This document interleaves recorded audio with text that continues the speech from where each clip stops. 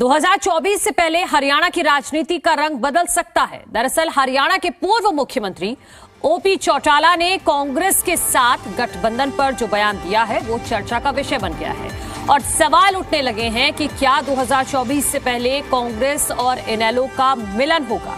OP Chautala ने कहा है कि हमारा किसी के साथ द्वेष नहीं है, हम प्रदेश और देश का भविष्य उज्जवल चाहते हैं। आपको बता दें कि कुछ दिनों पहले ही चौटाला गुरुग्राम के मेदांता अस्पताल में भर्ती हुए थे, जहां उनसे कांग्रेस के वरिष्ठ नेता भूपेंद्र सिंह हुड्डा मिलने पहुंचे थे। सवाल यही है कि क्या हरियाणा की राजनीति में नए गठबंधन का उदय होने वाला है।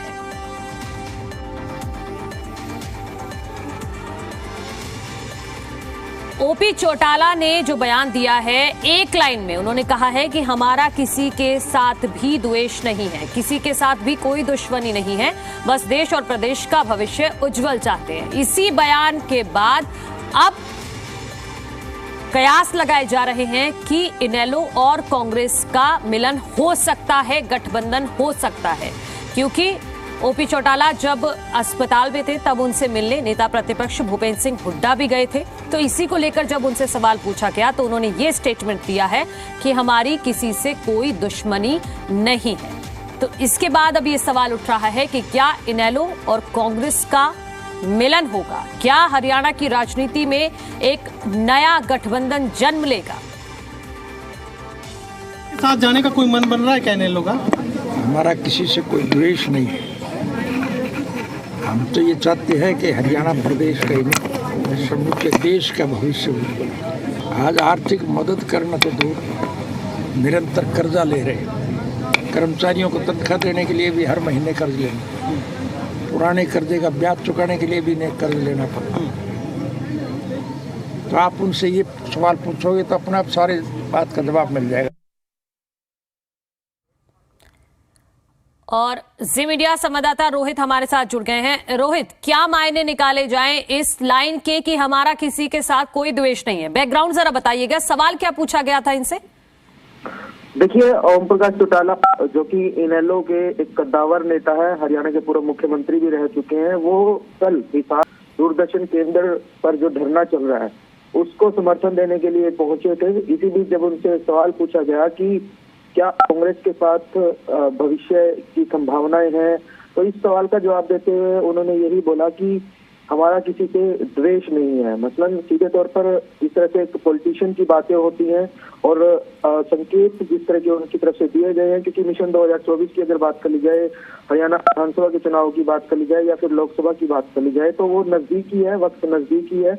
तो ऐसे में एक तरह से इस बयान को उसी के साथ जोड़कर देखा जा रहा है। हालांकि पहले की अगर चर्चाओं की बात कर ली जाए, अभय सिंह चौटाला के बयानों की तरफ गौर किया जाए तो वो सीधे तौर पर कांग्रेस के ऊपर कटाक्ष करते रहते हैं। इसके साथ साथ अगर जेजेपी की ही बात कर ली जाए तो उनके जो नेतागण हैं वो सीधे तौर पर ओम प्रकाश चौटाला की बात कह लीजिए या फिर बात कह लीजिए डॉक्टर अजय सिंह चौटाला की, उनको जब कैद हुई थी तो उसके पीछे का षड्यंत्र जो है वो भूपेंद्र सिंह हुड्डा के ऊपर लगाए जाते हैं। इस तरह के बयानबाजियों का दौर जो है वो देखने को मिलता है। लेकिन अब जिस तरह से ओम प्रकाश चौटाला की ये स्टेटमेंट आई है वो एक तरह से राजनीतिक चर्चाओं को जरूर जन्म दे रही है, क्योंकि राजनीति में जिस तरह से कहा जा सकता है कि संभावनाएं कुछ भी हो सकती है, कुछ भी बातें जो है वो निकल कर आ सकती है, तो वैसे ही चर्चा जो है इस बयान के बाद भी शुरू हो गई है कि क्या 2024 में कांग्रेस और इनेलो जो है वो मिलकर लड़ सकते हैं। चर्चाएं ये भी थी कि कुछ सीटों को लेकर भी मंथन हो सकता है। लेकिन सीधे तौर पर आपको बता दें कि जो तस्वीरें बीते दिनों आई थी जिसमें भूपेंद्र सिंह हुड्डा ओम प्रकाश चौटाला मुलाकात करते नजर आ रहे थे, मेदांता की हालांकि वो तस्वीरें थी। उस टाइम ये कहा जा रहा था कि स्वास्थ्य से संबंधित हालचाल जानने के लिए दोनों मिले हैं। लेकिन अब लोग जो है, जो राजनीतिक लोग जो है वो उसको भी उससे कनेक्ट करने की कोशिश करें। लेकिन साफ तौर पर मैं आपको बता दूं कि वो सिर्फ स्वास्थ्य से संबंधित ही मुलाकात थी। उस दौरान जो है ऐसी कोई बातें तो निकल कर सामने नहीं आई थी। लेकिन अब जिस तरह से ओपी चौटाला ने कल स्टेटमेंट दी है उसके बाद जरूर जो है प्रदेश में एक बड़ी राजनीतिक सरगर्मियां जो है वो तेज होती नजर आ रही है। बिल्कुल रोहित, भले ही बयानबाजी एक दूसरे के खिलाफ करते रहे हैं इनेलो और कांग्रेस, लेकिन राजनीति में तो कुछ भी संभव है। और जो मुलाकात भूपेंद्र सिंह हुड्डा ने ओम प्रकाश चौटाला जी से की, उनका स्वास्थ्य का हालचाल उन्होंने जाना, तो क्या उस मुलाकात को कांग्रेस की तरफ से, भूपेंद्र सिंह हुड्डा की तरफ से एक पहल के रूप में देखा जाए? देखिए मनु, अगर उस मुलाकात की बात कर ली जाए तो उस दौरान जो है भूपेंद्र सिंह हुड्डा की भी तबीयत बिगड़ी थी, उनको उसी सिलसिले में। ठीक है रोहित, आप रहिए हमारे साथ। इस वक्त हमारे साथ इनेलो के प्रवक्ता विजेंद्र रेड्डू जी जुड़ गए हैं। रेड्डू साहब, क्या मतलब निकाला जाए, क्या मायना निकाला जाए इस पर्टिकुलर स्टेटमेंट का कि हमारा किसी के साथ कोई द्वेष नहीं है, दरवाजे खुले हैं? हाँ, देखिए मनोज जी, चौटाला साहब भी और अभय सिंह चौटाला जी भी कई बार ये बात क्लियर कर चुके हैं कि हरियाणा प्रदेश में जो जन विरोधी नीतियां सरकार ने लागू कर रखी है, उससे हरियाणा प्रदेश को मुक्त करवाने के लिए इनेलो कोई भी फैसला ले सकती है ताकि सरकार को यहाँ से चलता किया जा सके। इसमें कोई संदेह नहीं। हमारा एकमात्र उद्देश्य है हरियाणा प्रदेश की जनता को इस सरकार से छुटकारा दिलवाना है। लेकिन जहाँ तक चौटाला साहब की मिलने वाली बात है, वो एक औपचारिक है कि भाई वो बीमार हो गए, चौटाला साहब से उनसे मिलने के लिए गए हैं और उनका हालचाल पूछा गया है। वो एक औपचारिक मुलाकात है, उसको राजनीतिक से ना जोड़ा जाए तो ज्यादा बेहतर है। बस इनेलो का ये स्पष्ट दृष्टिकोण है कि इस सरकार को हरियाणा प्रदेश से चलता करने के लिए इनेलो को जो भी स्टेप लेना पड़ेगा वो लेने के लिए तैयार है। नहीं तो ये लाइन जो है कि हमारी किसी के साथ कोई दुश्मनी नहीं है, ये कौन कौन सी पार्टी के लिए है, ये भी आप डायरेक्टली बता दीजिए। हाँ नहीं, देखिए ये तो कुछ स्पष्ट है। बात होगी कि बीजेपी और भाजपा की आज हरियाणा प्रदेश में सरकार है। इनको हरियाणा प्रदेश से दूर करने के लिए, हरियाणा प्रदेश की सत्ता से दूर भगाने के लिए बाकी जो भी फैसला लेना पड़ सकता है वो पार्टी लेने के लिए तैयार है, बशर्ते कि इस सरकार से हरियाणा प्रदेश को छुटकारा दिलाया जा सके। उसमें कोई भी मतलब सारी ही दल है जो वो है सभी, अगर वो मिलकर के लड़ना चाहे मिलकर के लड़ लो, लेकिन हरियाणा प्रदेश को इससे छुटकारा दिलवाया जाना चाहिए इस सरकार से।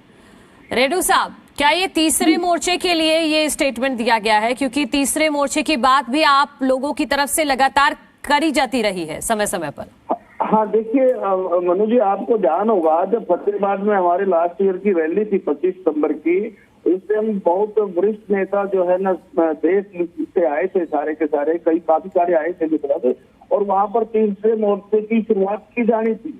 और वहाँ पर सभी जैसे नीतीश कुमार जी हो, फारूक अब्दुल्ला जी हो, सरदार प्रकाश सिंह बादल जी हो, उन्होंने भी इस बात की इच्छा जाहिर की थी कि भारतवर्ष को बीजेपी गवर्नमेंट से छुटकारा दिलवाने के लिए हमें तीसरे मोर्चे का गठन करना चाहिए।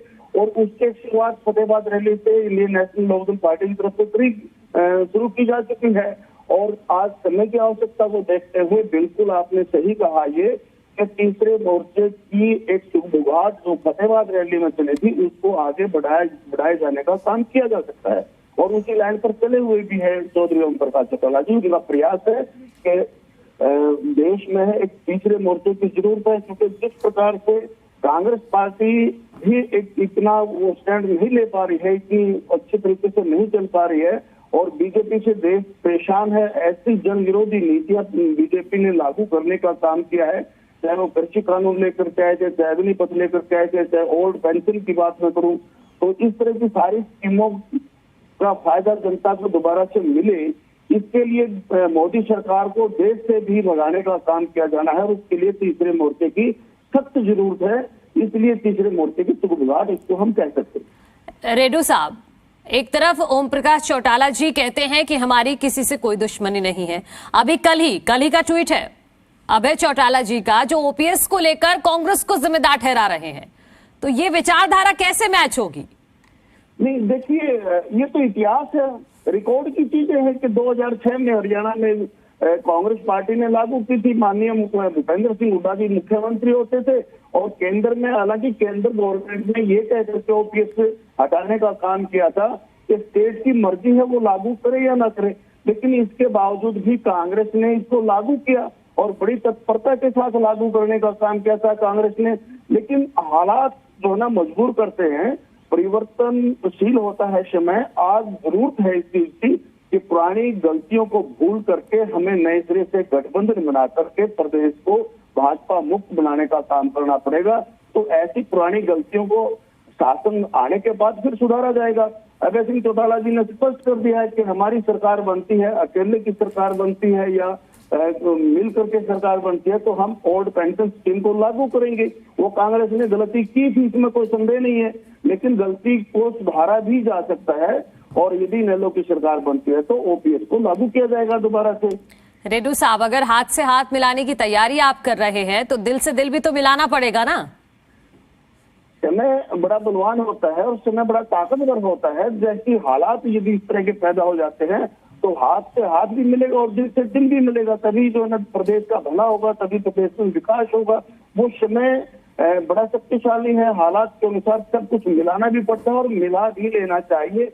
यदि प्रदेश में इस तरह के हालात पैदा हो गए हैं, आज पूरा प्रदेश सड़कों के ऊपर बैठा हुआ है, ओल्ड पेंशन के लिए किस प्रकार से प्रदर्शन कर रहे कर्मचारियों के ऊपर लाठियां बरसाई गई है, सरपंच और जो हमारी छोटी सरकारें हैं सारी की सारी सड़कों पर बैठी है, शिक्षा की व्यवस्था खराब हो चुकी है, स्वास्थ्य की व्यवस्था खराब हो चुकी है, स्कूलों में टीचर नहीं है, हॉस्पिटलों में डॉक्टर नहीं है, और हरियाणा प्रदेश किस प्रकार से एसपीआई इंडेक्स में बिल्कुल पूरे हिंदुस्तान में सबसे पीछे चला गया।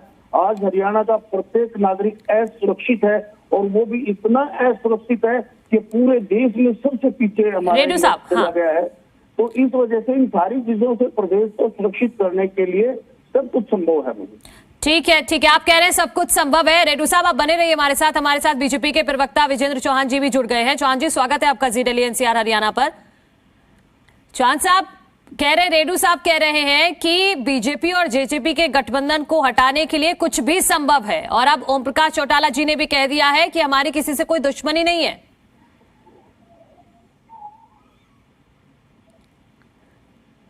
वीरेंद्र जी, आवाज आ रही है आपको? हेलो जी बोलिए। मैं ये कह रहा हूँ कि सत्ता पाने के लिए सत्ता से बाहर बैठे हरियाणा की जनता के नकारे हुए छोटे बड़े नेता या लुटे पिटे दल वो किसी भी हद तक जाने के लिए तैयार हैं, लालायित हैं, बेचैन हैं, बेताब हैं। अब ओम प्रकाश चौटाला जी और भूपेंद्र सिंह हुड्डा जी का जो परस्पर नाता रिश्ता है वो किसी से छिपा हुआ नहीं है। ओम प्रकाश चौटाला जी भूपेंद्र सिंह हुड्डा को क्या क्या कहते थे, चोर, लुटेरे और न जाने क्या क्या कह करके वो आज तक राजनीति करते रहे हैं। और ये भी आरोप लगा क्या खुले में इन्होंने कहा, इंडियन नेशनल लोकदल के प्रवक्ताओं ने कहा कि भूपेंद्र सिंह हुड्डा वो शख्स हैं जिन्होंने षड्यंत्र के तहत ओम प्रकाश चौटाला का बुढ़ापा खराब किया, उनको जेल भिजवाया और उनको सजा कराई। अब सत्ता में आने के लिए, वापस आने के लिए अगर ओम प्रकाश चौटाला और उनकी पार्टी भूपेंद्र सिंह हुड्डा की शरण में जाने के लिए तैयार हैं, तो इस पर आखिरी फैसला, इस निर्णय को किस निगाह से देखना है वो तो हरियाणा की जनता करेगी। मैं ये मानता हूँ, भारतीय जनता पार्टी ये मानती है कि दो नकारे हुए लोग इकट्ठे भी हो जाएं तो वो स्वीकारे नहीं जा सकते। 0 - 0 वो एक भी नहीं होता, 100 तो होने की गुंजाइश ही नहीं है।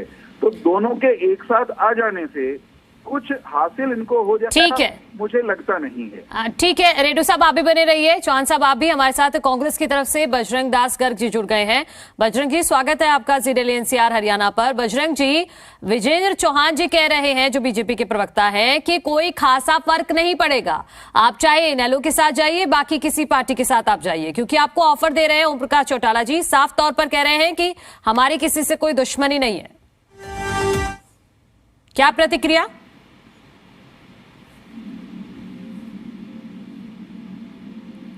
बजरंग जी, आवाज आ रही है?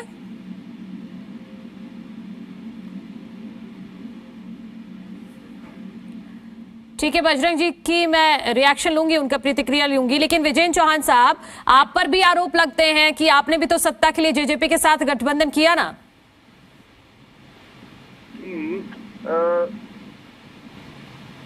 चौहान साहब,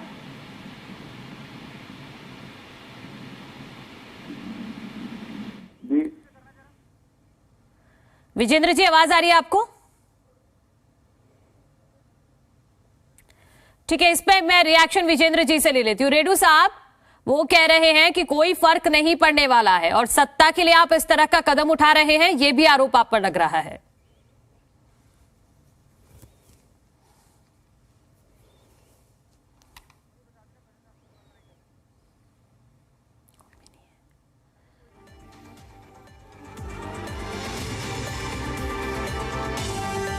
तो इनेलो के संस्थापक और हरियाणा के पूर्व मुख्यमंत्री रह चुके ओम प्रकाश चौटाला जी ने जो ये बयान दिया है कि किसी से भी हमारी कोई दुश्मनी नहीं है, इसके बाद अब राजनीतिक गलियारों में कयास तेज हो गए हैं कि कहीं ना कहीं इनेलो और कांग्रेस साथ आ सकते हैं। इस पर प्रतिक्रिया भी आनी शुरू हो गई है। बीजेपी सीधे तौर पर आरोप लगा रही है कि ये सब सिर्फ सत्ता के लालच में किया जा रहा है। कांग्रेस की तरफ से बजरंग दास हमारे साथ जुड़ गए हैं। बजरंग जी, स्वागत है आपका। थैंक यू मैडम जी। बजरंग जी, सीधे तौर पर ओपी चौटाला जी ने कहा है कि हमारी किसी से कोई दुश्मनी नहीं है। बीजेपी इस पर रिएक्ट कर रही है कि आप सत्ता के लालच के लिए इनेलो कुछ भी कर सकती है। कांग्रेस की क्या प्रतिक्रिया है? मैडम जी, ये तो अच्छा बयान है, हरियाणा में भाईचारा बनाने वाला बयान है। राजनीतिक में कोई स्थायी दोस्त और स्थायी दुश्मन नहीं हुआ करता। ये मुद्दे की लड़ाई होती है, और कोई लड़ाई नहीं है। और जहां तक कि कांग्रेस पार्टी का सवाल है, कांग्रेस पार्टी अपने दम के ऊपर हरियाणा में सरकार बनाने में पूरी तरह से सक्षम है। और मैं दावे के साथ कहता हूँ, ये जो अपने दम पर सक्षम है तो इनेलो की जरूरत नहीं है क्या? नहीं, मेरी बात सुनिए, इनेलो वाले भी हमारे साथ ही है। जहां तक हर पार्टी, जो मैं कहना चाहता हूँ, किसी से हमारा विरोध नहीं है, मगर मैं आपको स्पष्ट कर देता हूँ, हरियाणा के अंदर कांग्रेस पार्टी अपने दम के ऊपर चुनाव लड़ेगी, सरकार बनाएगी, भारी बहुमत से सरकार बनाएगी। और एक बात चौटाला जी की बात का मैं समर्थन करता हूँ। उन्होंने एक बात बड़ी ठीक कही कि ये लुटेरे कोई सरकार है जिन्होंने 8.5 साल में किसी के हित में एक काम नहीं किया। एक नाम गिनवा दे जहां जो 35 रुपए लीटर पेट्रोल देने की बात करते थे 100 पार, जो 250 सिलेंडर देने की बात करते थे वो 1100 का, महंगाई सर चढ़ कर बोल रहे हैं। यहाँ तक कि आप देखोगे आज क्राइम के अंदर हरियाणा नंबर 1 के ऊपर क्राइम के अंदर है। केंद्र सरकार के आंकड़े कहते हैं हमारे हरियाणा के अंदर महिला बेटियां सुरक्षित नहीं है, वो पहले नंबर स्थान के ऊपर है। मतलब क्या है, बेरोजगारी नंबर 1 के ऊपर हरियाणा। इन्होंने हरियाणा बहुत पीछे कर दिया। बजरंग जी, जब आप कह रहे हैं कि कांग्रेस अपने दम पर सरकार बनाने में सक्षम है, तो क्या ये संभावनाएं पोस्ट इलेक्शन तक चलेगी? क्या प्री इलेक्शन कुछ होने वाला है? देखिए, बात कर दूं, हरियाणा में किसी प्रकार का हम किसी पार्टी से समझौता नहीं करें, मैं स्पष्ट कर रहा हूँ। और मैं लिख लेना, जो बजरंग गलत कह रहा है वो एकदम सही है, पत्थर पर लकीर है। मतलब आप साफ तौर पर नकार रहे हैं ऑफर को, जो ओम प्रकाश चौटाला जी एक संभावना व्यक्त कर रहे हैं कि उनकी किसी से कोई दुश्मनी नहीं है। उसमें मैं आपको क्या बताता हूँ। हाँ। वो क्या है, एक मोर्चा है केंद्र का। केंद्र के अंदर हमने सरकार चलाई 10 साल के अंदर सारे घटक साथ थे और उनसे मिलकर हमने 10 साल का ये जो समझौते की बात चल रही है, हाँ। वो केंद्र लेवल के ऊपर चल रही है। केंद्र के अंदर जितने भी क्षेत्रीय दल है, हाँ। ममता है, चाहे हमारा यूपी के अंदर अखिलेश जी है, या अपने वहाँ पे शरद पवार जी है, या हर एक पार्टी वाले। अच्छा, इसका हरियाणा से कोई लेना देना नहीं, आप ये कह रहे हैं? हरियाणा का नहीं, केंद्र सरकार का मामला है। और चौटाला जी केंद्र के अंदर एकजुट करने के लिए पूरे देश में लगे हुए हैं, इसमें कोई दो राय नहीं। तो रेड्डू साहब तो बिल्कुल अलग बात कर रहे हैं। रेड्डू साहब तो उन्हीं की पार्टी के प्रवक्ता है ना, वो तो कह रहे हैं कि हरियाणा में वो दरअसल बीजेपी और जेजेपी को उखाड़ कर फेंकना चाहते हैं, इसलिए साथ आना चाहते हैं। देखिए, वो तो उखड़ी पड़ी है। रेड्डू जी के बात का समर्थन करता हूँ। भारतीय जनता पार्टी जेजेपी की कोई सौदा ही नहीं हरियाणा में, कोई दुकान ही नहीं, ये बढ़ नहीं सकते। दावे के साथ कहता हूँ, किस प्रकार इन्होंने कर्मचारियों को लाठी चार्ज करी, सरपंचों पर लाठी चार्ज करी, 3 महीने सरपंच धरना दे रहे हैं, किसान मुआवजे के लिए धरना दे रहे, लड़ाई कर रहे, कर्मचारी है, व्यापारी है। तो एक वर्ग तो बता देने से खुश है, हमने कर दिया। क्या कर दिया? तुम्हें हरियाणा को बर्बाद कर दिया। मतलब क्या है, इन्होंने कर्जा लेकर माल खाने का। ठीक है बजरंग जी, आप रहिए हमारे साथ। मैं रेड्डू साहब की इस पर प्रतिक्रिया लेना चाहती हूँ एक बार। रेड्डू साहब, वो कह रहे हैं कि ओम प्रकाश चौटाला जी जो कह रहे हैं कि हमारी किसी से कोई दुश्मनी नहीं है, और जो एक संभावना वो व्यक्त कर रहे हैं वो दरअसल केंद्र के लिए है, हरियाणा में इस चीज का कोई लेना देना नहीं है। जी देखिए, बिल्कुल सही कहा आपने। केंद्र के लिए तीसरा मोर्चा जो बनेगा वो केंद्र के लिए बनेगा, लेकिन केंद्र में जिस प्रकार से कांग्रेस अपने दम पर नहीं चल पा रही है, नहीं कर पा रही है, तो वहां पर जैसे कल नीतीश जी का भी बयान आया था, वो भी हमने पढ़ा था, तो वहां पर एक ऐसा प्रयास किया जा रहा है कि तीसरे मोर्चे का गठन किया जाए ताकि देश से मोदी सरकार को निकालने का काम किया जा सके। लेकिन जहां तक प्रदेश की बात है, प्रदेश में ये ठीक कह रहे हैं कि इस गठबंधन सरकार का तो बचा ही कुछ नहीं है, किसी भी वर्ग में कुछ नहीं बचा। हम अपने दम पर, मैं भी ये कहता हूँ कि इंडियन नेशनल लोकदल पार्टी अपने दम पर हरियाणा प्रदेश में 2024 में सरकार बनाने चाह रही है। लेकिन रेड्डू साहब, अभी तो आप कुछ और कह रहे थे, अभी तो आप कह रहे थे कि दोनों मिलकर साथ में हराएंगे बीजेपी को। मैं आ रहा हूँ उसी बात पर आ रहा हूँ। मैं ये कह रहा हूँ, हम भी कहते हैं कि हम अपने दम पर सरकार बनाने जा रहे हैं, लेकिन यदि हालात इस तरह के हो जाते हैं कि भाई किसी भी पार्टी को बहुमत नहीं मिलता है, कोई भी पार्टी नहीं आती में, और इस तरह की आवश्यकता पड़ी, तो हम इन दो पार्टियों को छोड़ करके दूसरी पार्टी से हाथ मिला करके भी इस सरकार को यहाँ से निकालने का प्रयास करेंगे। ठीक है चौहान साहब, इनेलो भी खुद भी सक्षम है और कांग्रेस की तरफ से भी साफ कर दिया गया है कि हम सक्षम है सरकार को उखाड़ फेंकने में। देखिए 1 मिनट में 5 सेकंड देना। हाँ जी। बजरंग दास जी ये चाहते हैं कि इनको बहुमत नहीं मिला और ये इनेलो के साथ हाथ नहीं मिलाना चाहेंगे, तो ये इनका अपना दृष्टिकोण हो सकता है। अभी से संभावनाएं जताई जा रही है, पोस्ट इलेक्शन कुछ भी हो सकता है, प्री इलेक्शन तो कम संभावना है। ठीक है चौहान साहब, लास्ट रिएक्शन बस। चौहान साहब देखिए, सबसे महत्वपूर्ण बात ये है कि अभी तो इनका ठगबंधन बना भी नहीं और ये एक दूसरे को सार्वजनिक रूप से नकारने का सिलसिला शुरू कर चुके हैं। थोड़ी देर पहले पकड़ होनी चाहिए मैडम जी, शब्दों की पकड़ होनी चाहिए। ठगबंधन, ठगबंधन का मतलब क्या होता है?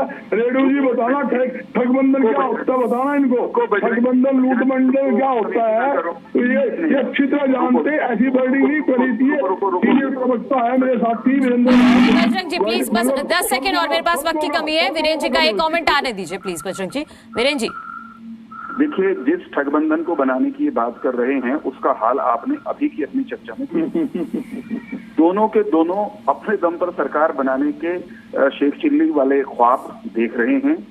दोनों सत्ता में आने का सपना अपने दम पर देखते रहेंगे, लेकिन हरियाणा की जनता के आशीर्वाद से हम आज सरकार में हैं, 24 में भी हम लौट कर आएंगे, सरकार बनाएंगे। ठीक है चौहान साहब, और सभी को, आप सभी को शुभकामनाएं हैं। ठीक है, लेकिन संभावना कहीं ना कहीं जता दी गई है। आप सभी का बहुत बहुत शुक्रिया हमारे साथ जुड़ने के लिए और इस बड़े सियासी बयान पर अपनी अपनी प्रतिक्रिया देने के लिए।